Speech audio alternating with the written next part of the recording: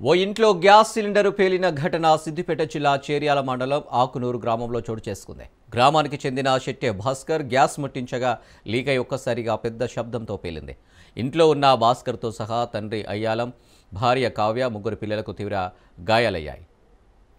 మంటలు చెలరేగి ఇల్లు దగ్ధమైంది. స్థానికులు మంటలు ఆర్పే ప్రయత్నం చేస్తున్నారు. క్షతగాత్రులను అంబులెన్స్ ద్వారా చేర్యాల ప్రభుత్వ ఆసుపత్రికి తరలించారు. అక్కడి వైద్యుల సూచన మేరకు మెరుగైన వైద్యం కోసం సిద్దిపేట ఏరియా ఆసుపత్రికి తరలించారు.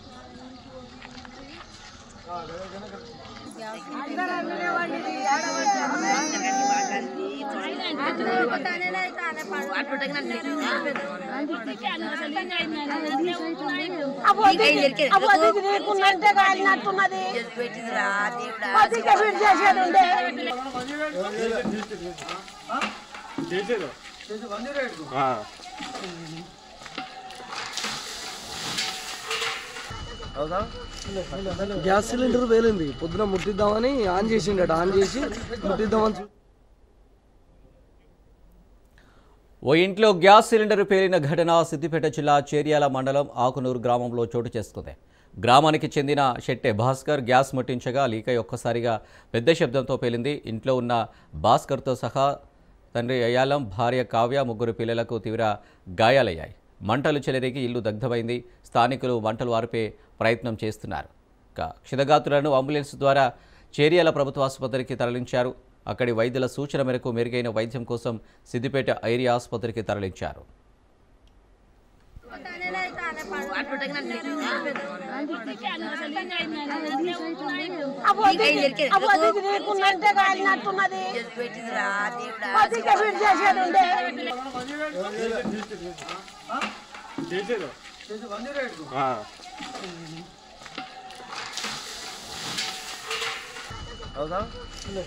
గ్యాస్ సిలిండర్ పేలింది. పొద్దున ముట్టిద్దామని ఆన్ చేసిండట. ఆన్ చేసి ముట్టిద్దామని చూసే వరకు మొత్తం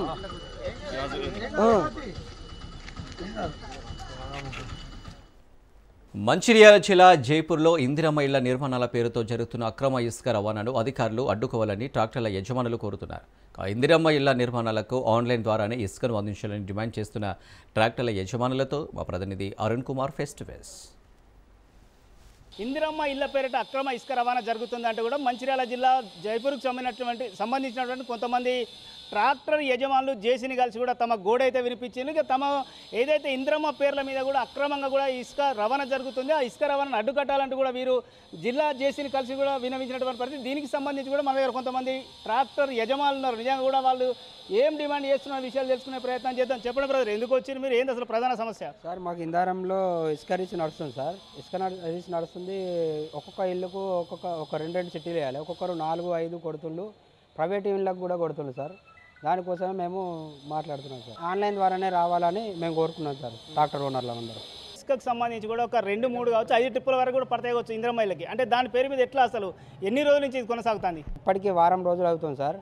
మాకు ట్రాక్టర్లకు ఇందారం ట్రాక్టర్లకు 2 ఇస్తుండ్రు, జైపూర్ ట్రాక్టర్లకు 4-5 ఇస్తుండ్రు సార్. అట్లా మేము ఎందుకు ఇస్తుండ్రు అంటే బయట అమ్ముకుంటున్నారు సార్ వాళ్ళు.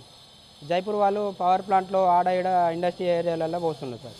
అందుకే మేము అందరికీ ఆన్లైన్ ద్వారా రావాలని మేము కోరుకుంటాం సార్. అందరూ ఒక 50 ట్రాక్టర్లు ఉన్నాయి సార్. ఎవరికి రావడం లేదు. ఓన్లీ ఇందిరమ్మ ఇళ్ళకే కొడుతున్నారు ట్రాక్టర్లు. అందుకే అందరికీ రావాలని మేము ఏంటంటే కొంతమందికి ఎందుకు కేటాయించేటువంటి పరిస్థితి అంటే తలెత్తింది అంటే జైపూర్ వాళ్ళకే ఇస్తున్నారు సార్. ఇంధనం వాళ్ళకి ఇస్తున్నారు కానీ 1-2 మాత్రం ఇస్తున్నారు. జైపూర్ వాళ్ళకు ఒక్కరోజే 4-5 చిట్టీలు ఇస్తున్నారు సార్. అట్లా ఇంధనం వాళ్ళకు ఆన్లైన్ ఒక 40 బండ్లు ఉన్నాయి సార్. ఇంధనం వాళ్ళకు ఒక 2 చిట్టీలు మాత్రమే వస్తున్నాయి. ఎవరు లేబర్లు వీళ్ళు లొల్లి పెడుతున్నారు సార్ మాకు. అందుకే అందరికీ సమానం రావాలని ఆన్లైన్ ద్వారా కోరుకుంటున్నారు. మీరు చెప్పండి, మీరేం డిమాండ్ చేస్తున్నారు? జేసీని కలిసిన ఈ అక్రమ ఇసుక రవాణాకు సంబంధించి ఏదైతే ఒకే ట్రాక్టర్ కూడా చాలా జాగాలో అంటే ఏదైతే ఇందిరమ్మ పేరు చెప్పి కూడా ఇతర వాళ్ళకు కూడా విక్రయిస్తున్నారని చెప్పి కూడా మీరు ఫిర్యాదు చేసింది. ఏంది అసలు ఏం చర్యలు తీసుకోవాలనుకుంటున్నారు? ఇందిరమ్మ ఇండ్ల పేరుతో చెప్పి ఒక్కొక్క ఓనరు వేరే ఓనర్ ఆన్లైన్ లేని బండ్ల ఓనర్లు జైపూర్ వాళ్ళు కావచ్చు, వేరే వాళ్ళు కావచ్చు, ఇందిరమ్మ ఇళ్ళ పేరు చెప్పి ఎంఆర్ఓ దగ్గర రెండు సీట్లు 3 సీట్లు తీసుకొని వాళ్ళ ఇందిరా మిల్లో పోసుకుంటూ అవి మిగిలిన అయిపోయిన తర్వాత కూడా మళ్ళీ రాసుకొచ్చి వేరే బయట పవర్ ప్లాంట్ కావచ్చు, వెంచర్లలో కావచ్చు, అక్కడక్కడ పోసుకుంటూ అవసరం లారీలు కూడా రింపడానికి ప్లాన్ చేస్తున్నారు. దాన్ని ఏం చెప్తున్నాం అంటే మేము ఆన్లైన్ ద్వారా గవర్నమెంట్కు ఆన్లైన్లో డబ్బులు కట్టినా మేము గవర్నమెంట్ ఈయన ఆధారపడి 2 సంవత్సరాల నుంచి ఆన్లైన్ ద్వారానే బతుకుతున్న ట్రాక్టర్లను మాకు ఒక ట్రిప్ కూడా బుక్ కావడం లేదు. కాబట్టి చిట్టీలు బంద్ చేసి ఈ చిట్లు ఏదైతే ఉందో ఆన్లైన్ ద్వారానే గవర్నమెంట్ పైసలు మినాయించుకొని ఈ ఏదైతే కస్టమర్కు లాభం చేయాల్సి వస్తుందో గవర్నమెంట్ దాని ప్రకారం మాకు ట్రాక్టర్ అసిస్టెంట్కు ఆన్లైన్ ద్వారా మాకు ఇసుక రీచ్ను అంటే ఇసుకను సప్లై చేయడానికి మా అందరికి ఉపయోగం కల్పించాలని చెప్పి కలెక్టర్ గారికి మేము కలవడం జరిగింది. అది సార్ కూడా చూసి మాట్లాడడం జరిగింది, ఎంఆర్ గారు కూడా చెప్పడం జరిగింది. కొద్దిగా మీరు కూడా దాన్ని చూసి మాకు కొద్దిగా చిట్టీలు బంద్ చేసి అంటే బెనిఫిషరీకి అదే రేటుకి మేము కూడా పోస్తాం ఆన్లైన్ ద్వారానే. కానీ వేరే వాళ్ళు తీసుకొచ్చి వాళ్ళు 1-2 ఇటు చెప్పి 4-5 బయట అమ్ముకొని ఇట్లా చేస్తే మాకు లేబర్ డబ్బులు పడతలేవు, మాకు కిరాయి మాకు లోన్లు వెళ్తలేవు, మా బండ్లు గుంజుకుపోయే పరిస్థితి ఉంది. కాబట్టి దయించి కలెక్టర్ గారికి మేము విన్నవించుకోవడం జరిగింది. అయితే వాస్తవానికి కూడా ఏదైతే మైనింగ్ శాఖ ఏదైతే మంత్రి నియోజకవర్గంలో ఇటువంటి పరిస్థితి మరి ఏమైనా మంత్రి దృష్టికి తీసుకుపోయేటువంటి ప్రయత్నం చేసిరా? మంత్రికి ఆల్రెడీ మేము 2-3 మెసేజ్ పెట్టడం జరిగింది. సార్ దాన్ని కూడా చూసిన కానీ దాని ఏం స్పందన ఇవ్వలేదు. అంటే అంటే లాస్ట్కి ఏంటంటే చివరిగా కూడా చెప్పండి ఏం కోరుకుంటున్నారు? నిజంగా కూడా ఒక మంత్రి ఇలాకాలో ఇటువంటి పరిస్థితులు అయితే చాలామంది కూడా అన్యాయం జరుగుతుంది. వాస్తవంగా యజమానులు ట్రాక్టర్లు నమ్ముకొని వాళ్ళ భవిష్యత్తు ఏదైతే జీవనం సాగిస్తున్నారో వాళ్ళకి ఇబ్బందులు తలెత్తున్నాయి. ఆ విషయంలో ఏం చెప్పదలుచుకున్నారు? ఇప్పుడు ఆల్రెడీ ఇందిరా మిల్లకు సార్ చెప్పినట్టు ఇందిరా మిల్లకు ఇసుకిచ్చిండ్రు, వాళ్ళకి ఆల్రెడీ సరిపోయింది. ఇందిరా మిల్లు కట్టేటి అని జైపూర్ మండల అంతా కొడితే 500 కూడా లేవు. ఆడికి ఒక్కొక్క దానికి 4 ట్రిప్పులు అని చెప్పి ఇచ్చిండ్రు. ఇప్పటికి 10 రోజులు ఏకదాటిగా 50 బండ్లు నడుస్తున్నాయి. కాబట్టి ఇందిరా మిల్లును వాళ్ళు కరెక్ట్ ఎంక్వైరీ చేసి ఎంఆర్ఓ గారు చేస్తే అది కూడా మాకు పెద్ద ఇబ్బంది ఏం లేదు. కానీ బయట పోయడం వలన మాకు వచ్చే గిరాకీ రావట్లేదు ఆన్లైన్ ట్రిప్పులకు, అది మా బాధ. ప్రభుత్వం ఏదైతే ఫ్రీ ఇస్తా అంటుందో దాన్ని ప్రభుత్వ రుసుం రద్దు చేసి ఆన్లైన్లో ఒక యాప్ ద్వారా పెడితే దాని ద్వారా అందరికీ ఉపాధి కలుగుతుంది. అట్లా చేయాలని కోరుకుంటున్నాను. ట్రాక్టర్ యజమానులు అయితే తెలుపుతున్నటువంటి పరిస్థితి ఏదైతే మంత్రి దృష్టికి ఏదైతే మైనింగ్ శాఖ మంత్రి వివేక్ దృష్టికి తీసుకెళ్ళినా కూడా ఇప్పటివరకు అయితే స్పందన లేదు. అధికారులను కూడా కలిసినాం. ఏదైతే ఇంద్రమ్మ పేర్ల మీద కూడా అక్రమ ఇసుక రవాణాను అరికట్టాలి. నిజానికి కూడా ఏదైతే ఏదైతే యజమానులు ట్రాక్టర్లను నడపడమే జీవనాధారంగా తాము జీవనం సాగిస్తున్నటువంటి తమందరికి కూడా ఏదైతే ఆన్లైన్ ద్వారానే కూడా ఏదైతే చిట్టీలు పంపిణీ చేయాలి, ఇంద్రమ్మ పేర్ల మీద కూడా చిట్టీలు తీసుకొని ఇతర ప్రాంతాలలో కూడా విక్రయాలు కొనసాగిస్తూ ఉన్నారు. కొంతమంది ట్రాక్టర్లు యజమానులు అని చెప్తున్నారు. ఇప్పటికైనా కూడా ఇటు మంత్రి కావచ్చు, అధికారులు కావచ్చు దృష్టి పెట్టి కూడా ఖచ్చితంగా తమందరికి కూడా న్యాయం చేయాలనేటువంటి పరిస్థితి, న్యాయం చేయాలనేది వీరు ముఖ్యంగా డిమాండ్ చేస్తున్నటువంటి పరిస్థితి. Camera person Srinivas, Arun Kumar, Raj news, Mancherial జిల్లా. కేంద్ర మంత్రి బండి సంజయ్కు ఎంపీ ఈటెల రాజేందర్ పరోక్షంగా ఘాటు వ్యాఖ్యలు చేశారు. మతాలను మార్చుకుంటే దేవులను మోసం చేసినట్లేనని, ఇతర మతాల్లో చేరిన హిందువులు పునరాలోచన చేస్తున్నారన్నారు బండి సంజయ్. అయితే ఈ వ్యాఖ్యలపై ఈటెల రాజేందర్ స్పందించారు. కులం, మతం ప్రాతిపదికన రాజకీయాలలో మనుగడ సాధించలేమన్నారు. బీహార్లో బీజేపీ గెలుపు చారిత్రాత్మకమన్నారు. రాజకీయాలకు అతీతంగా ఇవాళ కులాలకు అతీతంగా ఈ కార్యక్రమాన్ని నిర్వహించుకోవడం చాలా సంతోషం. ఈ కార్తీక మాసంలో అన్ని కుల సంఘాలకు సంబంధించి వనబోదాలు ఉన్నాయి.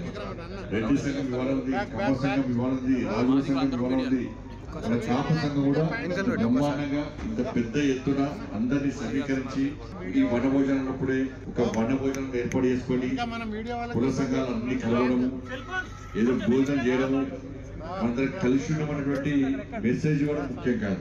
నిజంగా సమాజంలో సభ్యులు కష్టాలు ఉన్నప్పుడు, ఏ కులమైనా కూడా సమాజంలో సభ్యులు కష్టాలు ఉన్నప్పుడు వాళ్ళని ఆదుకునే ప్రయత్నం చేసేటువంటి సంఘమే నిజమైన కుల సంఘం. తెలంగాణలో ఎప్పుడు కూడా ఈ డివిజన్ పాలిటిక్స్ తోటి అధికారం రాలేము, గుర్తుపెట్టుకో. ఇది నా వ్యక్తిగతమైన సమస్యలు ఉంటాయి, అనేక సమస్యలు ఉంటాయి. ఇలా నేను ఒక మాట్లాడుతున్నాను, బీహార్లో మాకు ఇన్ని సీట్లు రావద్దు, 30% పాపులేషన్ అది, మాకు ఇన్ని సీట్లు ఎందుకు వచ్చినాయి? ఎక్కడో తప్పకుండా త్రిపుల్ తలాక్. సర్చాలక్ గారు చెప్పిన మాట ఏంటంటే, ఒక జాతిని విస్మరించి దేశాన్ని నిర్మాణం చేయలేమని చెప్పిండు. ఇది 5% ఉన్నోళ్ళు కాదు, 2% ఉన్నోళ్ళు కాదు, 20% ఉన్నోళ్ళ సంగతి చెప్తున్నాడు. మా మోడీ గారు గొప్ప మాట చెప్పిండు. మొత్తం ప్రధానమంత్రి కాగానే ఒక మెసేజ్ ఇచ్చిండు ఆయన, సబ్కా సాత్, సబ్కా విశ్వాస్, సబ్కా వికాస్, సబ్కా ప్రయాస్. ఇది మా ఎజెండా, మా నినాదం. అది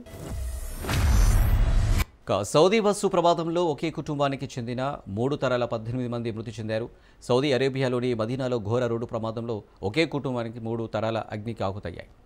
ఉమ్రా పూర్తి చేసుకుని మదీనాకు తిరుగు ప్రయాణంలో ఉన్న హైదరాబాద్ కుటుంబానికి చెందిన 18 మంది 9 మంది పెద్దలు 9 మంది పిల్లలు క్షణాల్లో మంటల్లో కాలిపోయి ప్రాణాలు కోల్పోయారు. ఇక శనివారం ఇంటికి చేరుకోవాల్సిన వారు మృత్యువాత పడ్డారు. సౌదీ అరేబియాలోని మదీనా సమీపంలో జరిగిన రోడ్డు ప్రమాదంలో మరణించిన 42 మంది భారతీయ యాత్రికులలో ఒకే కుటుంబానికి చెందిన 18 మంది సభ్యులు, వారిలో 9 మంది పిల్లలు ఉన్నారు. హైదరాబాద్కు చెందిన ఈ కుటుంబం శనివారం తిరిగి రావాల్సి ఉందని వారి బంధువులు తెలిపారు. సౌదీ బస్సు ప్రమాదంలో 3 తరాల హైదరాబాద్ కుటుంబానికి చెందిన 18 మంది మృతి చెందారు. వదిన, బావమరిది, వారి కుమారుడు, 3 కుమార్తెలు, వారి పిల్లలు ఉమ్రా కోసం వెళ్లారని, వారు 8 రోజుల క్రితం బయలుదేరారని, ఉమ్రా పూర్తయిందని, వారు మదీనాకు తిరిగి వస్తున్నారని, కానీ తెల్లవారుజామున 1:30 ప్రాంతంలో ప్రమాదం జరిగిందని, బస్సు మంటల్లో కాలిపోయారని మహమ్మద్ ఆసిఫ్ తెలిపారు. వారు తిరిగి హైదరాబాద్ శనివారం తిరిగి రావాల్సి ఉందన్నారు. ప్రమాదానికి ముందు వారు బంధువులతో నిరంతరం సంప్రదింపులు జరుపుతున్నారని ఆసిఫ్ చెప్పారు. ఇది మాకు చాలా భయంకరమైన విషాదమని ఆవేదన వ్యక్తం చేశాడు. ఆసిఫ్ తన బంధువులలో నజీరుద్దీన్ 70 సంవత్సరాలు, భార్య అఖ్తర్ బేగం 62, కుమారుడు సలావుద్దీన్ 42, కుమార్తెలు అమీనా 44, రిజ్వానా 38, షబానా 40 సంవత్సరాలు, వారు పిల్లలు ఉన్నారు. నజీరుద్దీన్ కుటుంబం నివసించే ఇంట్లో స్థానికులు ఇళ్ల తాళాలను తీసుకొచ్చారు. సోదరి ఇంట్లోకి ప్రవేశించినప్పుడు బిగ్గరగా రోదనలు వినిపించారన్నాడు. తన సోదరుడి కుటుంబం మొత్తం తుడిచిపెట్టుకుపోయిందని ఆర్తనాదాలు వినిపించాయి. రోడ్డు ప్రమాదంలో మరణించిన 42 మందిలో ఎక్కువ మంది హైదరాబాద్కు చెందిన వారే ఉన్నారు. వారు ప్రయాణిస్తున్న బస్సు మదీనా నుండి 30 కిలోమీటర్ల దూరంలో డీజిల్ ట్యాంకర్ను ఢీకొట్టిందని నివేదికలు చెబుతున్నాయి. రాత్రి ఈ ప్రమాదం జరిగింది. చాలామంది ప్రయాణికులు నిద్రపోతున్నారు కాబట్టి ప్రమాదం తర్వాత వాహనం మంటల్లో చిక్కుకుపోవడంతో వారు సకాలంలో తప్పించుకోలేకపోయారు. ఈ సంఘటన తర్వాత భారత కాన్సులేట్ ఒక కంట్రోల్ రూమ్ హెల్ప్ లైన్ ఏర్పాటు చేసింది. సౌదీ అరేబియాలోని మదీనా సమీపంలో భారతీయ ఉమ్రా యాత్రికులు పాల్గొన్న విషాదకరమైన బస్సు ప్రమాదం దృష్ట్యా జెడ్డాలోని కాన్సులేట్ జనరల్ ఆఫ్ ఇండియాలో 24/7 కంట్రోల్ రూమ్ను ఏర్పాటు చేశారు. హెల్ప్ లైన్ సంప్రదింపుల కోసం టోల్ ఫ్రీ నంబర్ 800-244-0003 ఏర్పాటు చేసినట్టు ఎక్స్లో తెలిపారు. సౌదీ అరేబియాలో మదీనా సమీపంలో సోమవారం తెల్లవారుజామున చోటు చేసుకున్న ఘోర బస్సు ప్రమాదంలో 42 మంది భారతీయ ఉమ్రా యాత్రికులు మృతి చెందగా, బస్సులో ఉన్న దాదాపు 46 మందిలో ప్రాణాలతో ఒకే ఒక్కడు బయటపడ్డాడు. హైదరాబాద్కు చెందిన 24 ఏళ్ల మహమ్మద్ అబ్దుల్ షోయబ్ ప్రస్తుతం చికిత్స పొందుతున్నాడు. ప్రమాదం జరిగిన సమయంలో అబ్దుల్ షోయబ్ డ్రైవర్ పక్కన కూర్చొని ఉన్నారని బంధువులు తెలిపారు. ఢీకొన్న వెంటనే మంటలు చెలరేగడంతో బస్సు పూర్తిగా అగ్నికి ఆహుతైంది. షోయబ్ను తీవ్రంగా గాయాలతో ఆసుపత్రికి తరలించినప్పటికీ ఆయన ఆరోగ్య పరిస్థితి ఎలా ఉందన్న విషయంపై స్పష్టత రాలేదు. తెల్లవారుజామున 1:30 మక్కా నుండి మదీనాకు వెళ్తున్న బస్సు డీజిల్ ట్యాంకర్ను ఢీకొట్టడంతో ఈ భయంకరమైన ప్రమాదం సంభవించింది. మంటలు తీవ్రంగా వ్యాపించడంతో చాలామంది ప్రయాణికులు నిద్రలో ఉండటమే మరణాల సంఖ్య పెరగడానికి కారణమైందని అధికారులు తెలిపారు. జెడ్డాలోని భారత కాన్సులేట్ అత్యవసర చర్యగా 24/7 కంట్రోల్ రూమ్ను ఏర్పాటు చేసి సహాయ కార్యక్రమాలను పర్యవేక్షిస్తుంది. ప్రమాదానికి సంబంధించిన సమాచారాన్ని కుటుంబాలకు అందిస్తూ తక్షణ సాయం అందించేందుకు అన్ని విభాగాలు పనిచేస్తున్నాయి.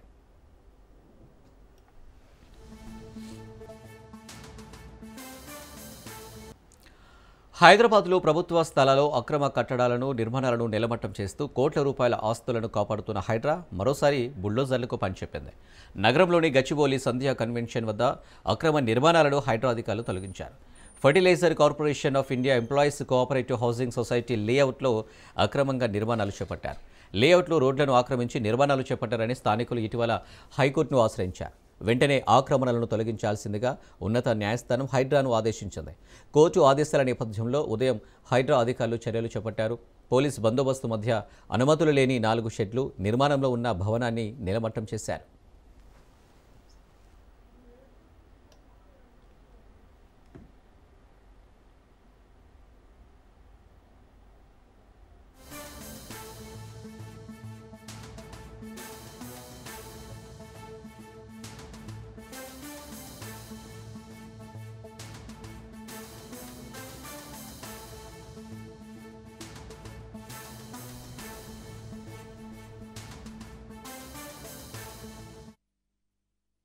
ఇది 20 acres ఎఫ్సిఐ హౌసింగ్ సొసైటీ ఇటువంటి ల్యాండ్ కూడా పోవడం అనేది జరగలేదు. రోడ్ ఎక్స్పాన్షన్లో ఆటోమేటిక్గా పోతుంది. అదే ఎల్ఆర్ఎస్ ద్వారా ఎవరైతే లెటర్స్ పొందారో వాళ్ళకి LRS GHMC department already cut చేసి ఇచ్చేసింది. కాబట్టి ల్యాండ్ షార్ట్ ఫర్గట్ అట్లా ఏ ఇష్యూ లేదు. ఈ లేఅవుట్ 1981లో ఫామ్ అయింది.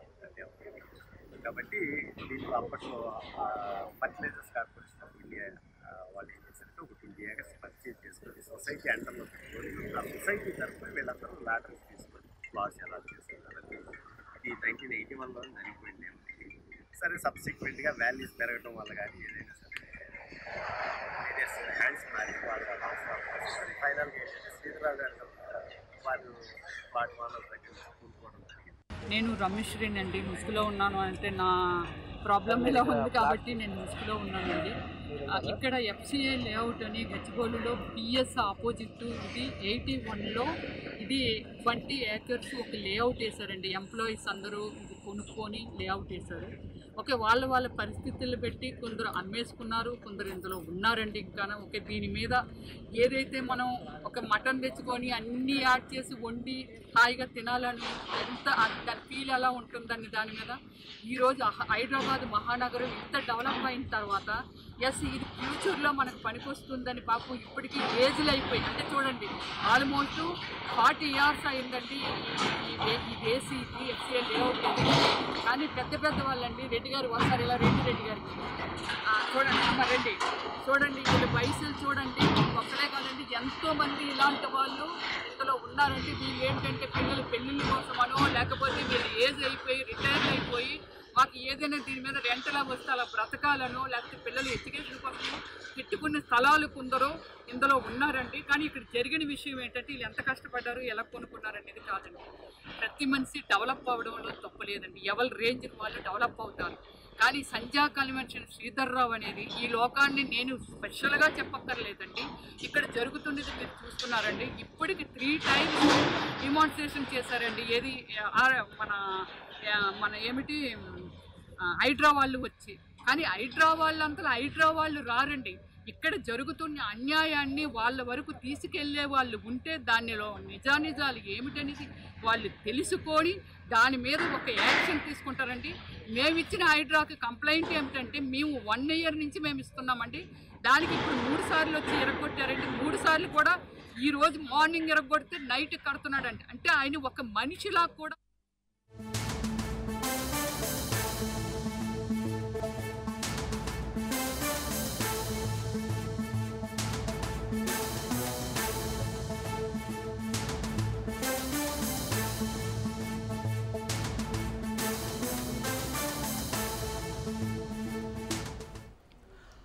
Breaking news. ఎన్టీఆర్ జిల్లాలో ఘోర బస్సు ప్రమాదం జరిగింది. ఆనాసాగరం బైపాస్ దగ్గర కావేరీ ట్రావెల్స్ బస్సు లారీని ఢీకొట్టింది. ఈ ప్రమాదంలో 11 మందికి గాయాలు కాగా 3 పరిస్థితి విషమంగా ఉన్నట్లు సమాచారం. ఇక ప్రమాద సమయంలో బస్సులో 35 మంది ప్రయాణికులు ఉన్నారు. ఓవర్టేక్ చేయబోయి లారీని బస్సు ఢీకొట్టింది. క్షతగాత్రులను సమీపంలోని ఆసుపత్రికి తరలించారు.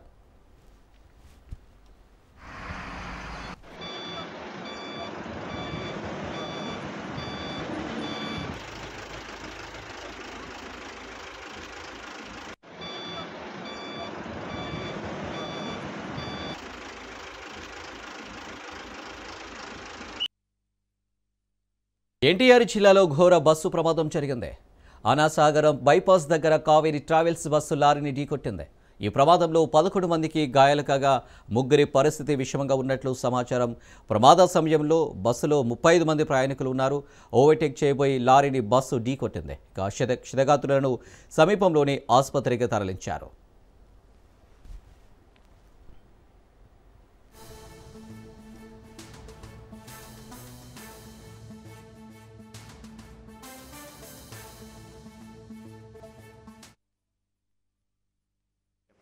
హైదరాబాద్ నుండి శ్రీకాకుళం వెళ్తున్నామండి. ఈ బస్సు ఎక్కాము, ట్రావెల్స్, కావేరీ ట్రావెల్స్. దాని మీద నైట్ టైము 11:30 సుమారు 11:30కి లారీకి ఓవర్టేక్ చేసి ఢీకొట్టింది. బస్సులో సుమారు 30 మంది వరకు ఉంటారు. అందరూ నైట్ టైం కదా, అక్కడక్కడ ఎక్కారు కాబట్టి మాకు లెక్క దొరకలేదు. సుమారు 30 మంది ఉంటారు. నందిగాం దాటాక ఓవర్టేక్ చేశాడు, ఢీకొట్టింది లారీ బస్సు. దగ్గర 30 మంది వరకు ఉంటాం. కొంతమంది దెబ్బలు తగిలి, కొంతమందికి కాలు ఇరిగింది, కొంతమందికి చిన్న గాయాలు అయ్యేవి. లారీని ఓవర్టేక్ చేసి బస్సుడు ఓవర్టేక్ చేసి యాక్సిడెంట్ చేశారు. 6 తీవ్ర గాయాలయ్యాయి. దీనిపై ప్రభుత్వం సీరియస్ తీసుకోవాలని కోరుతున్నాం. అంటే ప్రైవేట్ ట్రావెల్స్ బస్ అండి? Private travels Kaveri. ఎక్కడి నుంచి ఎక్కడికి వెళ్తుందండి? హైదరాబాద్ నుంచి విజయనగరం, శ్రీకాకుళం. ఎంతమంది ప్రయాణికులు ఉన్నారు బస్సులో? బహుశా 40 మంది ఉంటారు. ఇందులో ఎంతమంది గాయాలైనాయి అండి? 6 గాయాలయ్యండి. ఈ ట్రావెల్స్ మీద ప్రభుత్వాన్ని కొద్దిగా సీరియస్గా తీసుకోవాల్సిందిగా కోరుతున్నాం. అంటే బస్ డ్రైవర్ నిర్లక్ష్యం వల్ల ఇది జరిగింది. బస్ డ్రైవర్ నిర్లక్ష్యం వల్ల ఇది జరిగింది. హైదరాబాద్ నుండి శ్రీకాకుళం వెళ్తున్నామండి. ఈ బస్సు ఎక్కాము. రైట్గా ఘటనకు సంబంధించి మరిన్ని డీటెయిల్స్ మా ప్రతినిధి సంతోష్ అందిస్తారు. సంతోష్, బస్సు ప్రమాదానికి గల కారణాలు ఏంటి డీటెయిల్స్?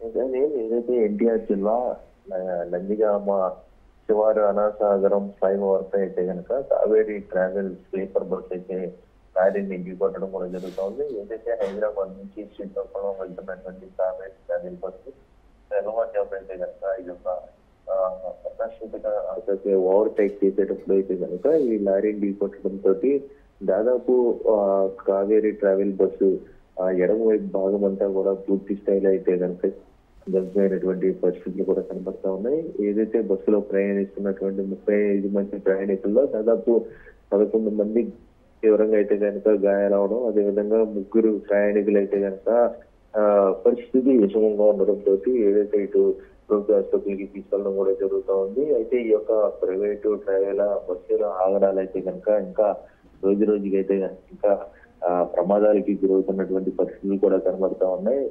ఒకవైపు చూసుకున్నట్లయితే కనుక ఆర్టీఓ అధికారులు స్పీడ్కి సంబంధించినటువంటి అంశాలను కూడా పరిశీలించడం అయినప్పటికీ కూడా మరోసారి అయితే కనుక ఈ యొక్క ట్రావెల్ బస్సు ప్రమాదానికి గురవడంతో ఒకసారిగా అయితే కనుక ప్రయాణికులందరూ భయాందోళనకు గురైనటువంటి పరిస్థితులు. అయితే హుటాహుటిన అయితే కనుక ప్రభుత్వ ఆసుపత్రికి తీసుకెళ్లి అక్కడ చికిత్స అందిస్తున్నటువంటి పరిస్థితులు కూడా తెలుస్తూ ఉందండి.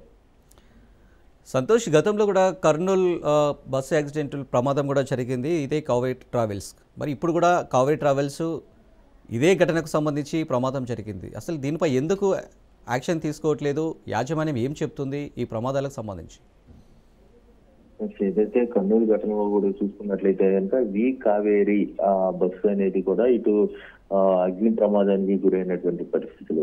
తాజాగా చూసుకున్నట్లయితే కనుక ఇప్పుడు కావేరీ బస్సు ట్రావెల్ అనేది కూడా ఇప్పుడు ప్రమాదానికి గురైనటువంటి పరిస్థితులు కూడా కనబడుతూ ఉన్నాయి. ఏదేమైనప్పటికీ ఈ యొక్క స్లీపర్ బస్సులే ఎక్కువగా ప్రమాదానికి గురవుతున్నటువంటి నేపథ్యంలోనే దీనికి సంబంధించి అధికారులు మరింత స్ట్రిక్ట్ గా ఉండాలంటూ కూడా కోరుతున్నప్పటికీ కూడా ప్రమాదం జరిగిన కొన్ని రోజులకి మాత్రమే కూడా ఈ పరిమితం అవుతున్నాయి అంటూ కూడా కొంతమంది చెప్తున్నటువంటి పరిస్థితులు. అయితే ఏదేమైనప్పటికీ ఇది తరచుగా అయితే కనుక జరగాల్సినటువంటి ఏదైతే ఈ ఆర్టీఓ తనిఖీలు అనేది కూడా తరచుగా జరగాల్సినటువంటి నేపథ్యంలోనే అసలు అరాకొరాగా జరుగుతున్నటువంటి పరిస్థితులు కూడా ఉన్నాయంటూ కూడా కొంతమంది చెప్తున్నటువంటి పరిస్థితులు. ఏదేమైనప్పటికీ ఒక ట్రావెల్స్ ఏదైతే స్లీపర్ బస్సులకు సంబంధించినటువంటి అంశాలపై కూడా మరింత కఠినంగా వ్యవహరిస్తే మాత్రం ఇటువంటి ప్రమాదాలు ఘటనలు జరగవంటూ కూడా ఇప్పుడు చెప్తున్నటువంటి పరిస్థితులు కూడా కనబడతా ఉన్నాయి. ఏదేమైనప్పటికీ ఇది ఒక వింటర్ సీజన్ అయినప్పటికీ ఒక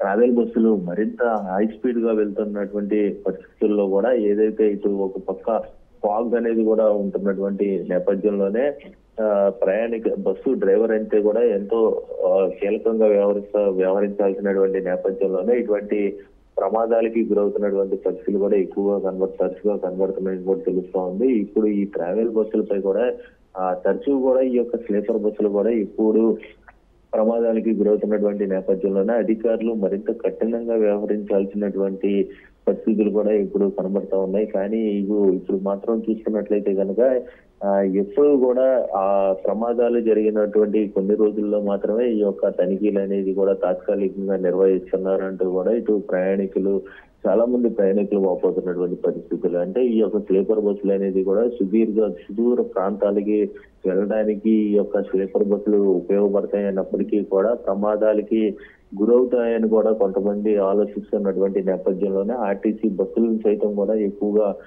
వినియోగించాలని కూడా మరి కొంతమంది చెప్తా ఉన్నారు. ఏదేమైనప్పటికీ ఆర్టీఓ అధికారులు మాత్రం తనిఖీలు అనేది కూడా చేపట్టాలంటూ కూడా కోరుతున్నటువంటి పరిస్థితులు అయితే ఉన్నాయని. ఈ ఘటనలో గాయపడిన ప్రయాణికులు ఏమైనా చెప్తున్నారా? ప్రమాదం ఎలా జరిగింది ఏంటనేది, అలాగే బస్సు డ్రైవర్ ఏమైనా స్పందించారా దీనికి సంబంధించి?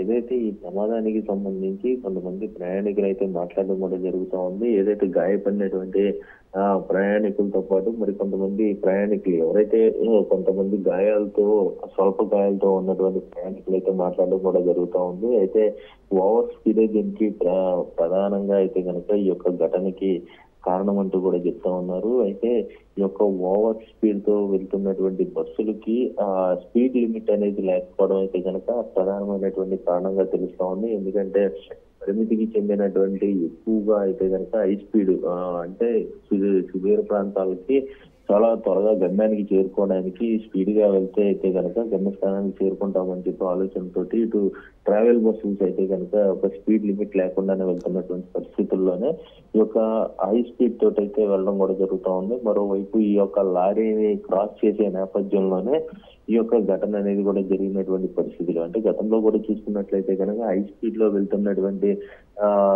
B50 బస్సు ట్రావెల్ కూడా ఇలాంటి సంఘటన చోటు చేసుకుంటుందని కూడా తెలుస్తా ఉంది. ఏదైతే ఆ వెహికల్ ని ఢీకొంటుందో మంటలు చెల్లైనటువంటి పరిస్థితులు ఇప్పుడు కూడా ఈ యొక్క హై స్పీడ్ వెళ్తుంటేనే ఓవర్టేక్ చేస్తుంటేనే ఈ యొక్క ఘటన అనేది కూడా జరుగుతూ ఉంది. అంటే ఈ యొక్క ట్రావెల్ బస్సులకి తప్పనిసరిగా అయితే కనుక స్పీడ్ లిమిట్ అనేది వ్యవహరించాలంటూ కూడా చాలా మంది చెప్తున్నటువంటి పరిస్థితులు. ప్రయాణికులు సైతం కూడా ఇప్పుడు చూసుకున్నట్లయితే కనుక ఈ ఘటనకి సంబంధించి బస్సు డ్రైవర్ కి తప్పిదం ఎక్కువగా ఉందంటూ కూడా చెప్తున్నటువంటి పరిస్థితులు కూడా కనబడతా ఉన్నాయి. ఎందుకంటే హై స్పీడ్ గా వెళ్ళడంతోనే ఈ యొక్క ఘటన జరిగిందంటూ కూడా చెప్తా ఉన్నారు. డ్రైవర్ ఇంకా ఏదైతే ఈ ఓవర్ స్పీడ్ కాకుండా ఎందుకంటే తెల్లవారుజామున ఈ యొక్క స్పీడ్ ఘటన అయితే నిద్రమత్తులో ఉండడం ఇటువంటి సంఘటనలు అనేది కూడా తరచుగా జరుగుతున్నటువంటి పరిస్థితుల్లోనే ఇప్పుడు ప్రయాణికులు మాత్రం కూడా బస్సు డ్రైవర్ ఎక్కువగా తగ్గుతూ ఉందంటూ కూడా చెప్తా ఉన్నారు. Right Santosh, thank you.